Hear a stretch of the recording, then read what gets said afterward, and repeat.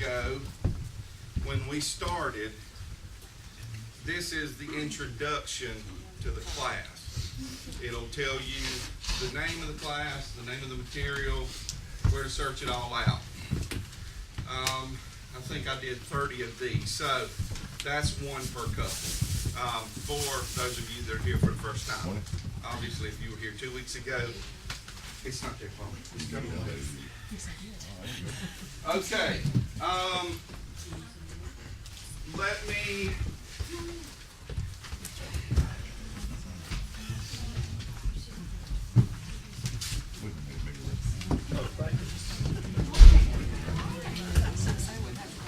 Let me hit y'all with.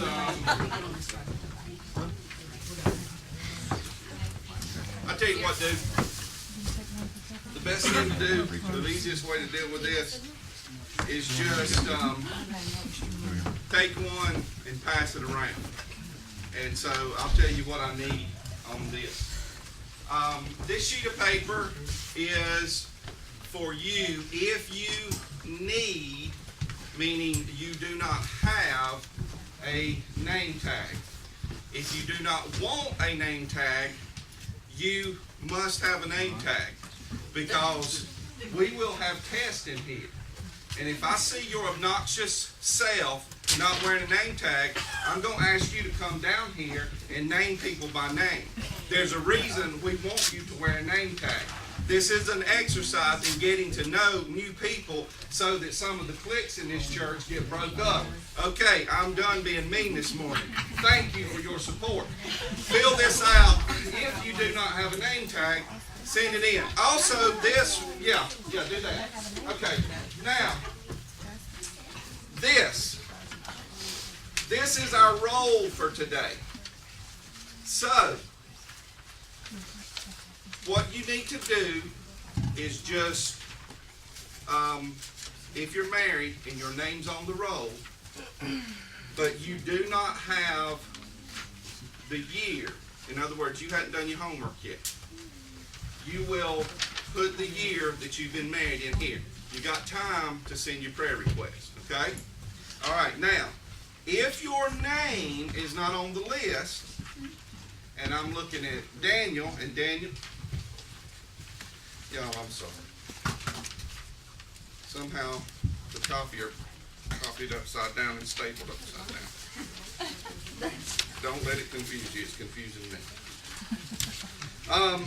There are blank pages or blank slots on the list. So here's what I need you to do. If you take a look at this roster and you're not on the list, and Hedgepath is not on the list, Daniel, you'll put your and Amber's name in one of the slots and put how many years you've been married. And then here's what I'm going to do. If you are on Facebook and you are my friend, I will draw you into the group. And the group's growing all the time. If you're not on Facebook, well, I can't help you because that's where we're communicating. So just keep that in mind. If you put your name down and you do not have a prayer request list, or you haven't given us a prayer request, I will be contacting you this week. We're going to update this prayer request weekly until we get everybody that's attending the class and everybody. So, roll. Hope y'all got all that. Final thing. Give me one of those. Please. I am killing time, y'all. Please, waiting on thank Paula's you notes. for the magic words. Okay. Be quiet and I'll do it out of order. We'll run out of time if you keep killing I time. can't. Y'all have to. Okay. Y'all have decided to participate in Love and Respect couple study. In the weeks to come, I'll explain to you what willing to try is all about. But basically, the fact that you're here means that you're willing to try. So, I got 3 love and respect commitments for you. Turn your prayer request. If you're holding this, everybody that has done their homework has given a prayer request. If you're a couple, turn your prayer request into a goal for you and your wife and figure out a plan to make it happen. Number 2, take this list. All of you have one. I want you to, each of you to have one. Take this list and commit once a week to praying for the other people on the list. Listen, guys, prayer is going to be a priority of this class, and we are going to pray for each other. And this has already it's already happening. There are folks in the class that are already praying for y'all, but y'all know that power follows prayer, so we want you to pray for one another. And then, seriously, wear your name tag in class. I mean, that's the only way you're going to get to know other people. It takes that edge away. It gives you an opportunity to walk up to somebody and say, "Hey, Lamar," instead of walking up and saying, "I don't know. I've been in class with him for a month and I don't know his name." So take that thing now. Oh my goodness. Hang on a second. Yeah, go ahead and pass those out. Okay. I'll follow up with the last thing on this because it's printed wrong and I don't know how. It didn't print everything that was on the page that I was looking at. So Paula's going to start her section now, and I'm going to finish up and follow her. Go, Paula. Give her my phone. Just lay it on the. My phone's in your pocket. Oh, okay. Just hand it to her. Just lay it right there on the. Oh, you're not. How we? It's recorded. Oh, it is recording. It's recording now. Okay. Here we go. There we go. Okay. If you don't bump it this way. All right. Right now, the plan is, there's 2 books. You don't need the books because that's what we're gonna go by every week. I'm giving you today what's in this book. Lamar's giving you what's in this book. But if you want the books, this is the main book. This is the one the guy does all the seminars about. And through the years, while he was doing this, people kept saying, "Okay, we get it. We understand. We're on the crazy cycle. Now how do we get off?" So he did this book about communication to try to help give people examples of exactly how we get off the crazy cycle. Once you realize, hey, we're on it, okay, now what do we do? How do we get off of it? So I'll be doing the cracking the communication code with Renee, and Lamar will be doing the name, love, and respect book. And this book assumes that you know what's in this book. So this week, we're gonna do how to get the most from the study. And I won't be here next week, so then the next week, we're actually gonna get into the good stuff in this book, and you will have had a little bit of this. So when I talk about the crazy cycle and stuff like that, you'll know from Lamar's lessons what I'm talking about. But today we're going to talk about how to get the most from this study. And this is not going to be fun, guys. I'm just going to tell you right now, this is not going to be a fun class. It's going to be hard. And I'll confess later. But anyway, the first thing we are going to have to do is to seek to learn how to respond to our spouse's negative behavior.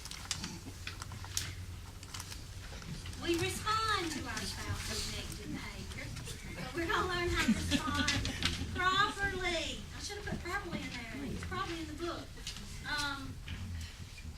Lamar talked about, well, not Lamar, the guy on the video, the author, talked about pink and blue last week. Women see through pink glasses. We hear through pink hearing aids, and we have a pink megaphone. Men see through blue glasses. They have blue hearing aids, and they speak through a blue megaphone. Who can I pick on? Who will be? Sonia. If I gave you this book, and I just want you to hold it, and I give you this pink highlighter, would you have any trouble going through that book and highlighting? No, wait. Sorry. Blue. Can you go through that book and highlight everything Greg Bridges does wrong? Absolutely. All right, hand it to Greg. Can you go through that book and highlight everything Sonia does wrong in your relationship? In a very short period of time. All right? Give me the book and give me the highlight.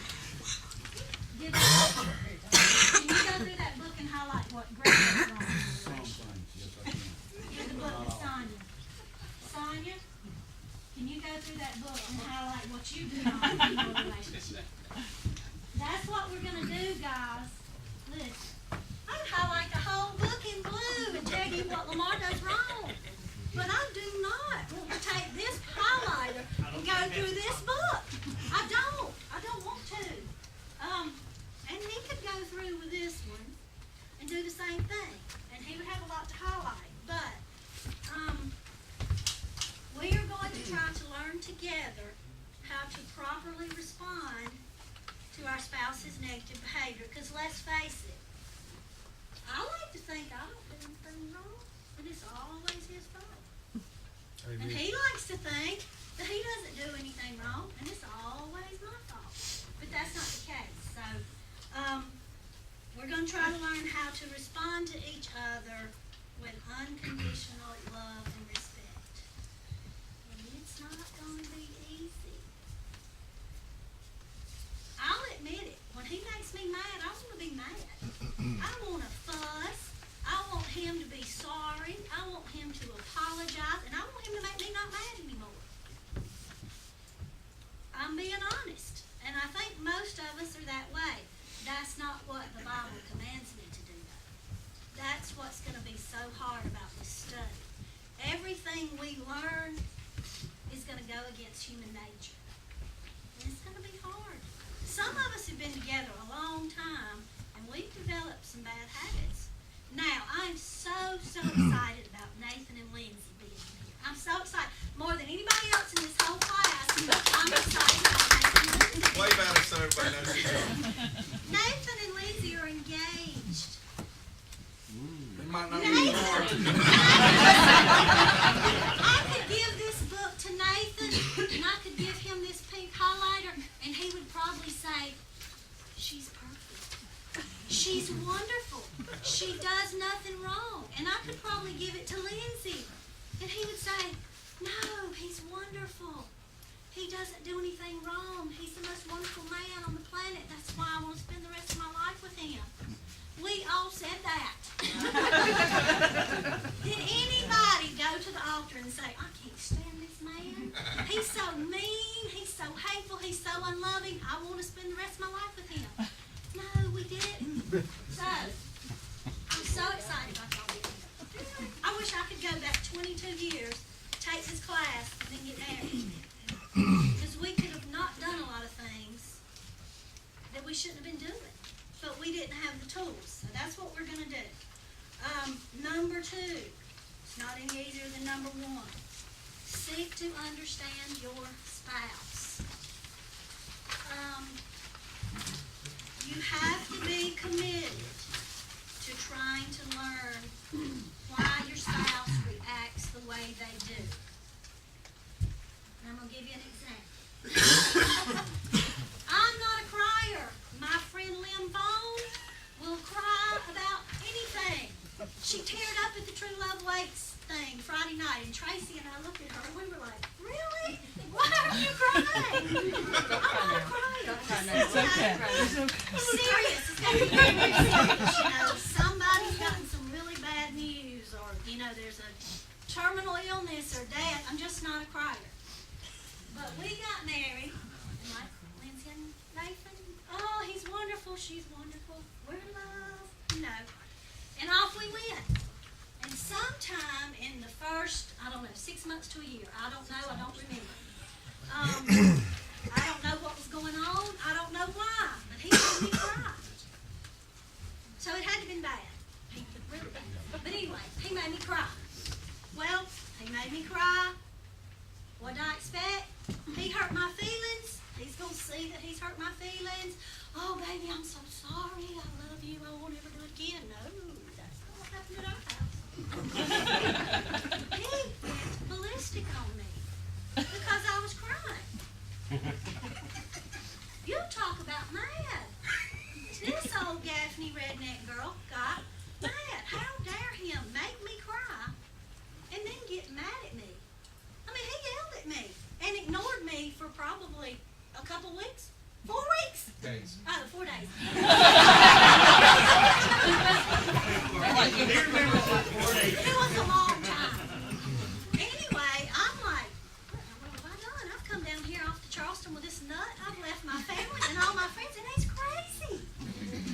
can't make me cry and then be mad at me for crying. But I wasn't trying to understand why he reacted the way he reacted.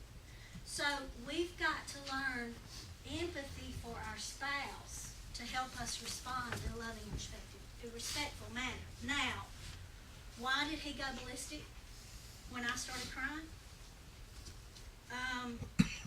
And still to this day, if I think about it, it makes me mad that he did that to me. 45-year-old Paula. I can't have empathy for that situation. He shouldn't have done that to me. But what I can have empathy for is six-month-old Lamar. 6-month-old Lamar, who lived with another family because his mother was so depressed that she couldn't get out of bed and care for him. I can have empathy for 5 or 6-year-old Lamar, whose mom would pile up in the bed on Christmas and cry because she was depressed. Or 16-year-old Lamar, whose mom was so depressed she attempted suicide on his birthday. You see, it makes a difference. He wasn't reacting to making me cry that day. He was reacting to a lifetime of a woman who was clinically and chronically depressed and cried all the time.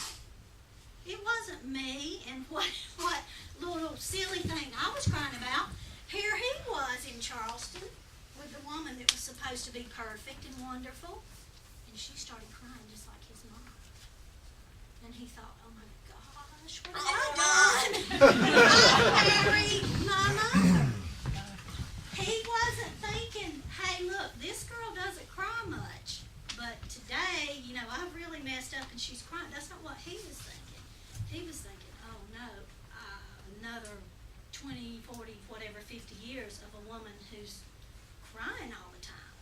So we've got to learn to talk to each other for one thing. I didn't find that out from Lamar. We went and met with his brother and his wife, and she was telling us a story about one day when she started crying and his brother flipped out on her, just like he did me. And I was like, oh my goodness, that's why he flipped out on me. His brother reacted the same way. I don't know what it's like to live in the house with somebody who's clinically depressed, and you wake up one day and you think it's going to be a great day, but she cries all day and everything you had planned is out the window because mom doesn't feel good. But I can empathize with that.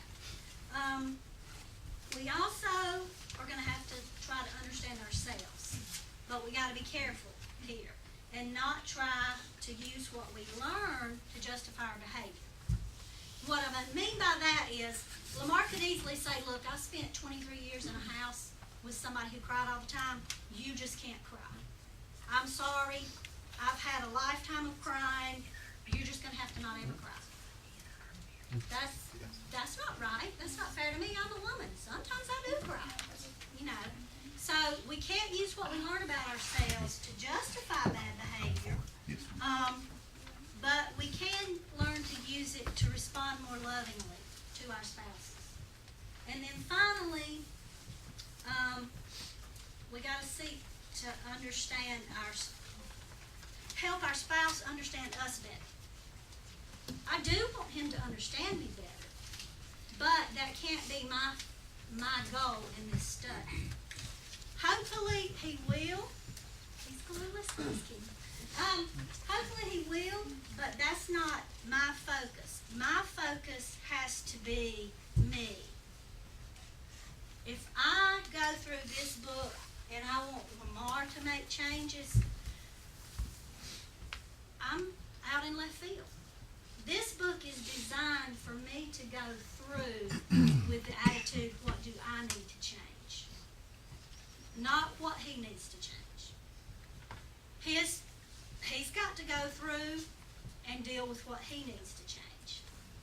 But I can't do that for him, and you can't do that for your spouse. They have to do that for themselves. Next week after next, it's going to get bad. Because, you know what? We're human. And we might not say it out loud, but most of us think, you know, he'd just do better, things would be better. He'd just act better. He'd just think like me, take my pink glasses, take my pink hearing aids, take my pink megaphone, everything would be perfect. It's easy to go for the plank in his eye. Speck, you got the speck. Easy to get the speck in his eye and leave the plank in my own eye. Bible talks about that. You know why? My plank really doesn't bother me that much.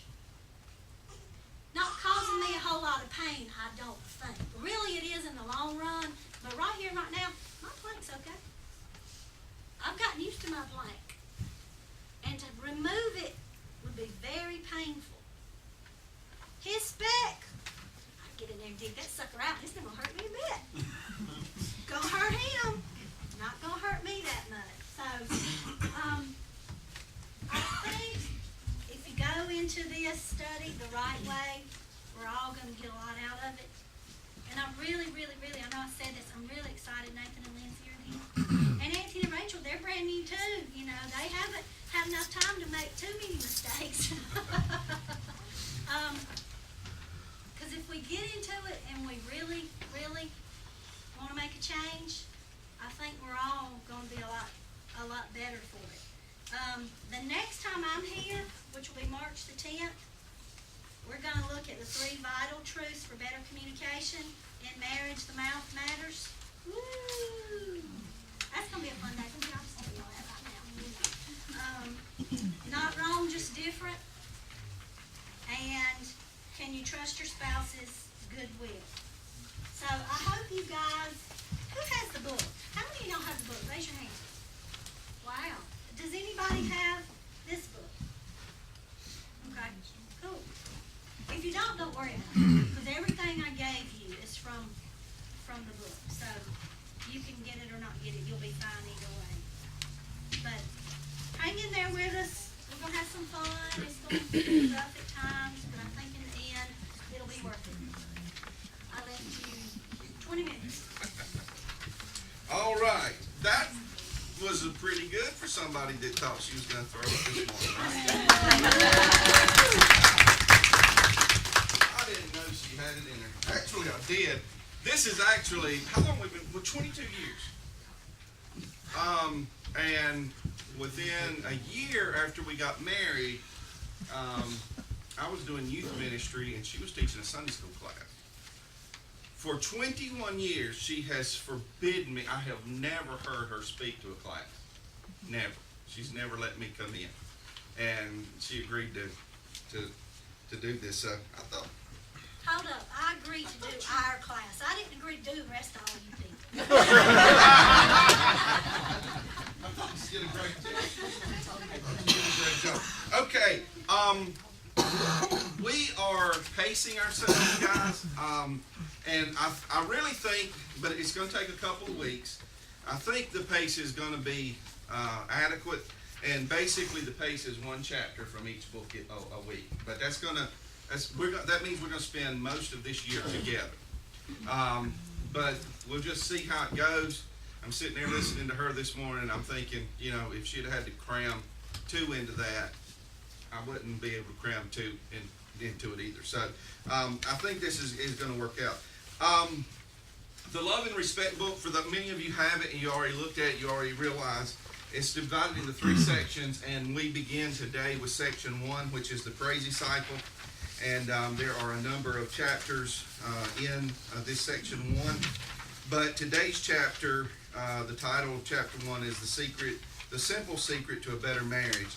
I'm sorry, guys. This thing really went crazy when it went to printing, and I'll have all the corrections out next week. But it should say the simple secret to a better marriage. Let me ask this question. Okay. Well, before I ask this question, let me get y'all to do something. Repeat after me. I'm not horrible. Just human. I'm not horrible. Just human. I'm not horrible. Just you. Now, if you believe that, then you can answer the next question without any baggage, because in the church, what I found out is that divorced people in the church carry a lot of baggage, and they really think that people are looking down on them because they are divorced in the church. I actually had a lady leave the church that I pastored previously. She sang in the choir. She was sitting in the choir loft one day, and I mean, it wasn't even a sermon on divorce. I just mentioned, I was talking about commitment, and I was talking about men leading by example, and I said, how can fathers genuinely show their sons what it means to be committed when they won't stay committed to their marriages? And I got an email the next week that I looked down on her because she was divorced and she was going to another church. Okay, we're not horrible, just you. How many of you been touched by divorce? Raise your hand. If not yourself, someone in your family. How many of you been touched by divorce? Got family members? Hendersons. Nobody in y'all's families. Like cousins, maybe. But Cousins? Really? Yeah. And no. Y'all raise y'all's hands. Three people. Raise them high. Nobody. No divorce in your family at all. No. Five. No. That's amazing. Y'all surprise me. I'm a preacher's kid, and my sister's divorced and remarried, and my brother, before he killed himself, was divorced and remarried. So, wow. Here's the deal. Divorce is a reality that we live in the world we live in, and divorce is a reality in the church. And we all know the statistics: 50% of divorces end in marriage. I'm sorry. That would be an excellent statistic. 50% of marriages end in divorce. And here's the critical thing, guys. It's not any better in the church. It's not any better in the church. You would think that in the church we would have a support network. We would have a biblical. You're fine. Am I okay? Okay. By the way, our classes are being recorded, and they're going to be made available on YouTube, and then we're going to try to do an audio only too, maybe on the website. I don't know where we'll Okay, put it. and what that means is if you miss a week, you can catch it, or if your husband's not here or your wife's not here, you can share it, or if you've got friends, that I mean, you're sitting at work and I just think I'm gonna leave him. He got mad at me when I cried. Just so you know, the tag on YouTube will be DFB SS. DFB SS. DFB SS. And we'll send that out. We'll tweet that and Facebook that to the group, before when it's available. Chapter 1 and this whole section deals with the crazy cycle. And the author says that wives are made to love, to want love, and expect to love.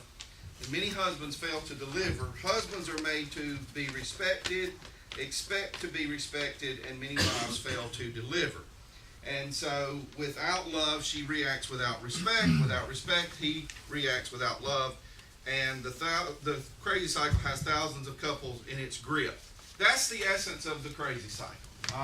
The crazy cycle refers to any of y'all. This is something that Paula and I figured out after we'd been married maybe 2 years. Do any of y'all have a conflict script? In other words, it doesn't matter. Today it's toothpaste squeezed the wrong way. Tomorrow it's the trash not being taken out right. But it doesn't matter. Whatever started it, it always ends with your mama's crazy and your daddy's stupid and I wish I had never married you. Any of you do a conflict script? It always comes back. Well, me and Paula called it a conflict script 19 years ago. The author called it the crazy cycle. And the thing that's important for us to realize is that all of us have, in some way, shape, or form, in some level of intensity, a crazy cycle. Now, your crazy cycle may be spinning at a 1.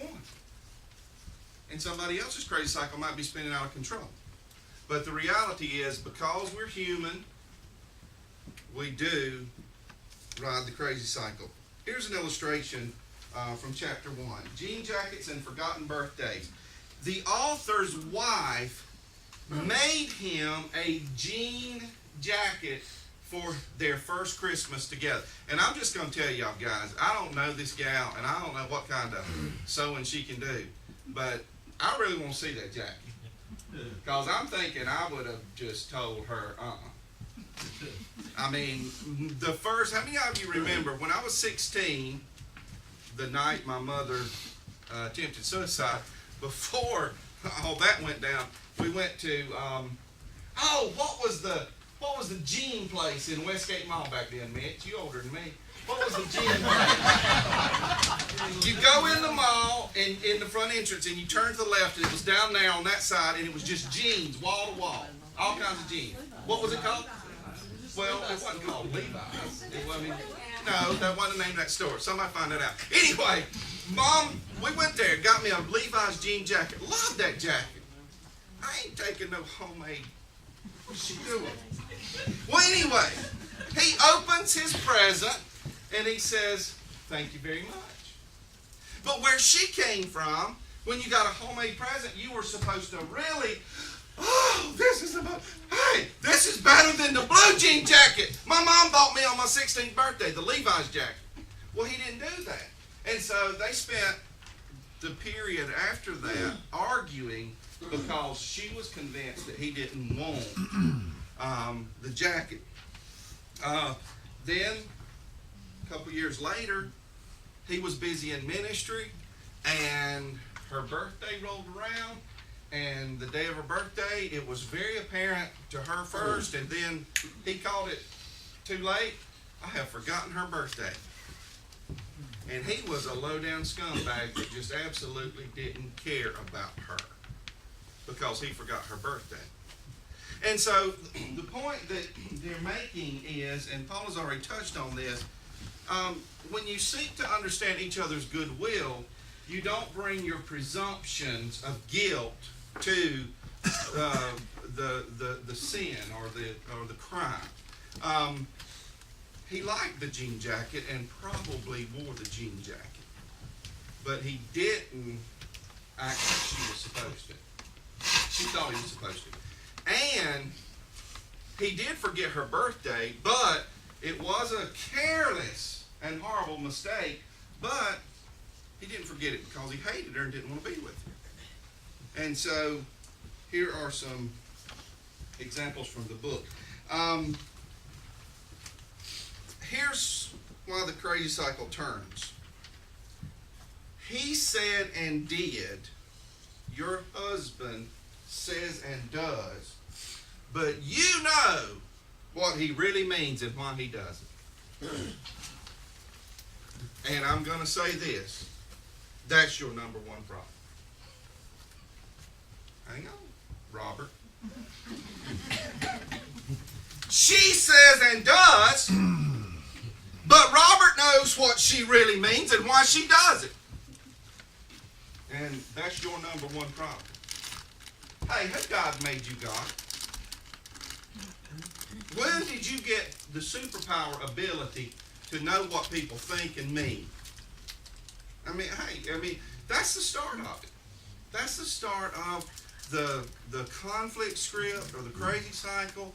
It's, yeah, you screwed up bad, but I know what's really behind it, and that is greater than what you even did. Listen, if you can't break that crazy cycle, you will end in divorce. Or you'll just settle for constant conflict because there is absolutely no resolution. Here's part of our script. Here's part of our script. I was going to ask when she said that she got mad at me because I made her cry, and she and then I got mad at her because she cried. Was that the time she hit me? I'm just kidding.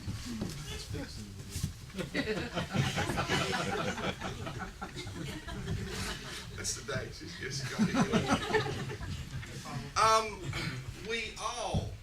we all have these moments of conflict that can't be resolved because at the heart of it, we've been accused of something that we haven't done. And our nature is to defend ourselves. You're yelling at me, you don't want me to cry because you hate me. No, I don't. My mama's a nut. Now, that didn't get said, but that was behind it. But we didn't talk about it. She just went off and started accusing me of how horrible I was. And all I was thinking was, you just acting like my crazy old mom. I ain't apologizing for being mean. I don't want to live with my mom. I moved out. You quit accusing me of being mean, and I'll apologize. But I'm not,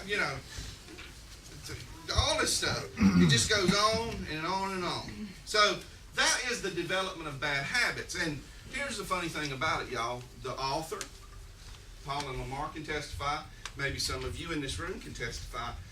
In some way, shape, or form, no matter how many years you've been married, the crazy cycle still turns. Again, it spans just what level of intensity. Is it a 1, or is it out of control, or is it somewhere in between? All of this is made difficult by complicating circumstances, and I put in parenthesis life.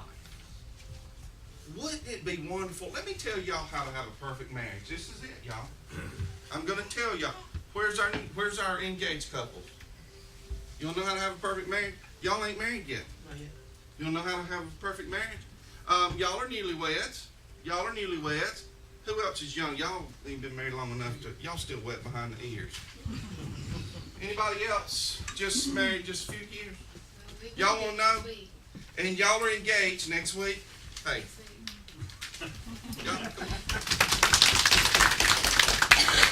We're going to celebrate coupledom in here. Who's got an anniversary this week? Anybody? Anybody? No anniversaries this week. Okay. Let me tell y'all how to have a perfect marriage. After y'all get married, you move in wherever you want to move into, and you have no bills to pay because your parents and the rest of your family support you. You spend all of your day goo-goo gaga-ing each other and let somebody in your family or your neighbors cut your grass, take the car to get filled, And then when you have kids, you let somebody else keep the kids all day. You only have to bring them home for supper, and y'all just sit around and have a leave it to Beaver moment. Does any of that make sense? Why? Because it ain't life. So, here's what happens. When some of you put your prayer requests down, even though you've been married for quite a few years, you say things like this. We need to make time for ourselves without the kids. You telling me your life's complicated? Yeah, all of our lives are complicated, and life makes the crazy cycle spin. So it really becomes a choice. It becomes a choice about how we're going to respond and what we're going to do. Another problem with the crazy cycle are bad examples. Many of you raised your hand, your family's been touched by divorce. The authors, the author and his wife, both their families, their parents, both their parents divorced. So they carried that baggage. Let me ask this question. I had a conversation with a friend of mine, and we were talking about this. Seriously, honestly. How many of you, and if you can answer this question honestly, I'm not asking you to fudge it because we're in church. If you can answer this question honestly, just raise your hand, leave it up. How many of you honestly know another couple that is a excellent example of marriage and you want to follow them? If you can raise your hand, raise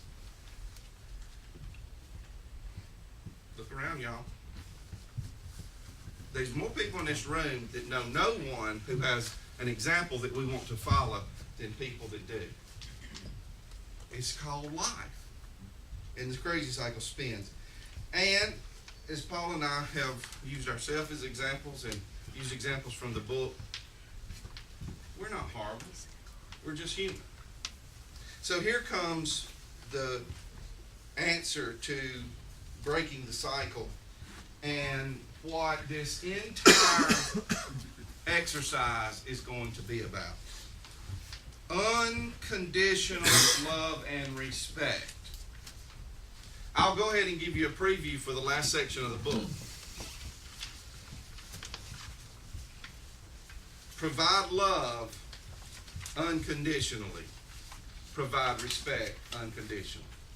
Oh, I'll love you if you'll respect me. No, you won't. You'll love her because it's the right thing to do. I'll respect him if he'll just, no, you won't. You're going to respect him because it's the right thing to do. We're making a commitment here. We're making a commitment to each other. We're making a commitment to God, and we're keeping each other accountable. So it's unconditional. Today's the last day that you don't have to be willing to try. Well, let me take it back. Yesterday's the last day you don't have to be willing to try. The fact that you're in the room this morning means you're willing to try. You're now willing to try. And so we're going to work this thing out together. We're going to have a great time. And you need to trust each other's goodwill. Again, hey, she's crying. Is she crazy? I got 23 years of experience that tells me that when a woman cries and there's no identifiable reason, like her hand just got chopped off, that she's crazy. And so I didn't want her to cry. And 20 years before that, my brother didn't want his wife to cry. See, we came from the same household. We came from the same crazy cycle. And we didn't want to ride that crazy cycle. So what did we do? We created our own and spun it. And that's the way it is. So we are willing to try. Now, follow-ups from the book, from the workbook. There's a workbook that goes along with love and respect. There's a workbook that goes along with this. What I'm going to do this week is I'm going to give y'all follow-ups from the workbook that relate to lesson 1. So, if we're going to be willing to try, and we're going to work on this together, we're going to include things more than Sunday morning. But we're not in school, and nobody wants homework every day, so I'm not going to send you something every day. But I do want to give you this because on this paper right here, this was supposed to be at the bottom of the page. Intentional marriages set goals to get better, dialogue daily, date weekly, and depart quarterly. Remember that. Remember that. We're going to make that a huge part of this class. And you know what? If you miss a weekend or two during the next year because y'all have gotten away to spend a long time, that's why we're doing this. That's what you're supposed to do. Okay, I do need to do this follow-up before we leave. Where is the roll sheet?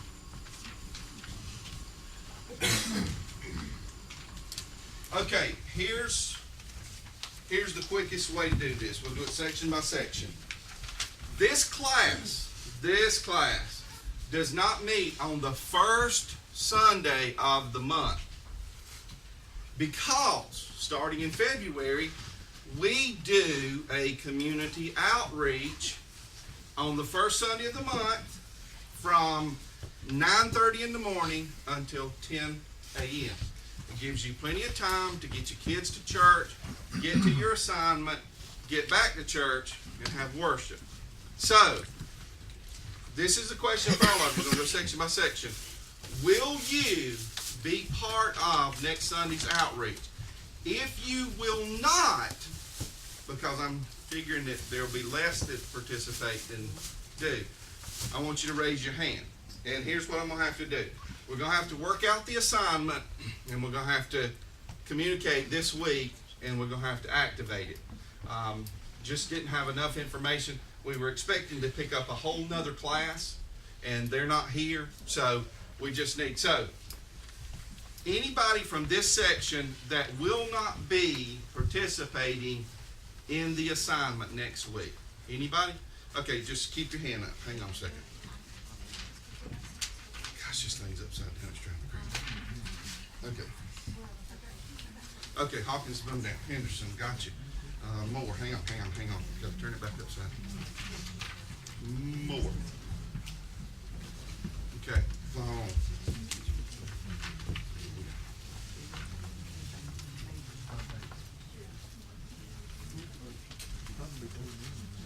Okay, back. All right, anybody in this section will not be participating next week. Hang on, keep them up.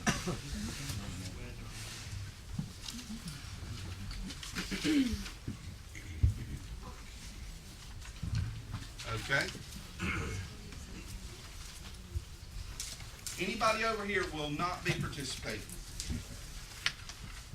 Okay, the rest of you.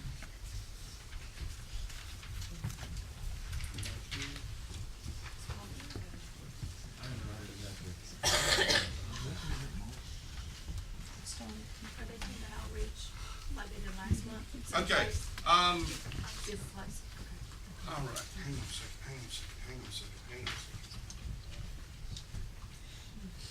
Okay, all right. Okay, now,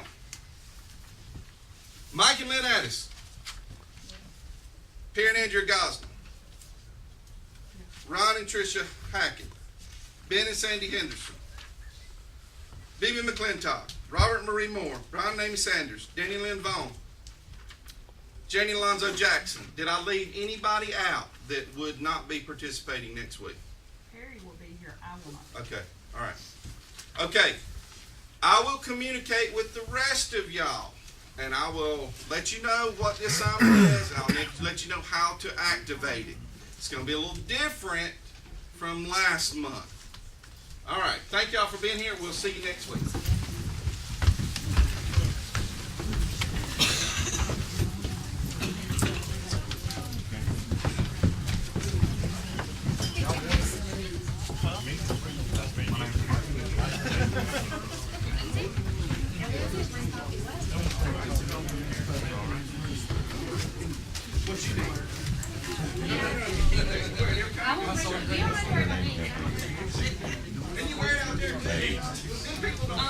I know Paula, are going for the singing.